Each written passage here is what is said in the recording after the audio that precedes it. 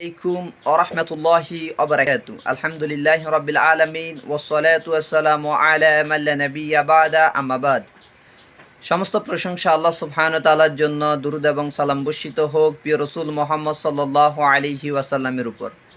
প্রিয় মুসলিম ভাই এবং বন্ধুগণ, হজ্জের রয়েছে যে অপরিসীম গুরুত্ব এবং মাহাত্ম্য। হজ্জের গুরুত্ব সম্পর্কে নাসায়ের 2631 নম্বর হাদিসে উল্লেখ করা হয়েছে। রাসূল সাল্লাল্লাহু আলাইহি সাল্লাম বলেন, তাবিউ বাইনাল হজ্জি ওয়াল উমরাতি ফাইন্নাহুমা ইয়ানফিয়ানিল ফাখরা ওয়াজ যুনুবা কামা ইয়ানফিয়ানিল খাবাসাল হাদিদি ওয়াজ যাহাবি ওয়াল ফিদ্দাতি ওয়া লাইসা লিল হজ্জি মাবরুর দুনাল জান্নাতি।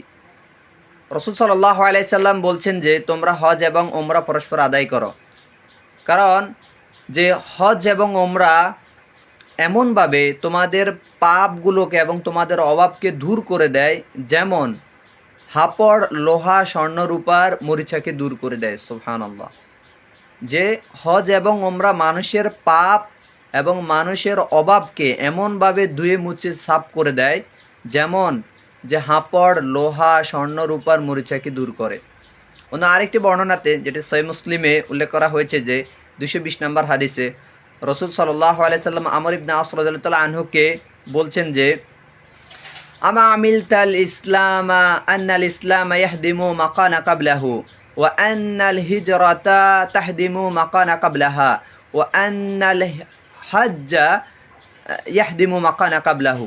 বলছে যে ইসলাম গ্রহণ করলে, তুমি কি জানো না যে ইসলাম গ্রহণ করলে পূর্বের সমস্ত পাপকে যে মিটিয়ে দেয়, এবং হিজরত করলে এরকম পাপগুলোকে পূর্বের পাপ সমস্ত পাপকে দূর করে দেয়, এবং বলছে হজ করলে হজ পূর্বের সমস্ত পাপকে দূর করে দেয়। সুবহানাল্লাহ।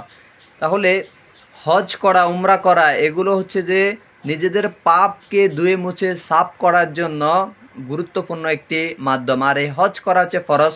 তো এখন হজ্জের মৌসুম, সামর্থ্যবান ব্যক্তিকে অবশ্যই হজ পালন করতে হবে, এটি হচ্ছে ফরজ। তো আল্লাহ সুবহানাহু ওয়া তাআলা সবাইকে যে হজ করার তৌফিক দান করুক। ওয়াসাল্লাল্লাহু নবিনা মুহাম্মদ ওয়া আলা আলিহি ওয়া সাহবিহি আজমাইন। ওয়াসসালামু আলাইকুম ওয়া রাহমাতুল্লাহি ওয়া বারাকাতুহু।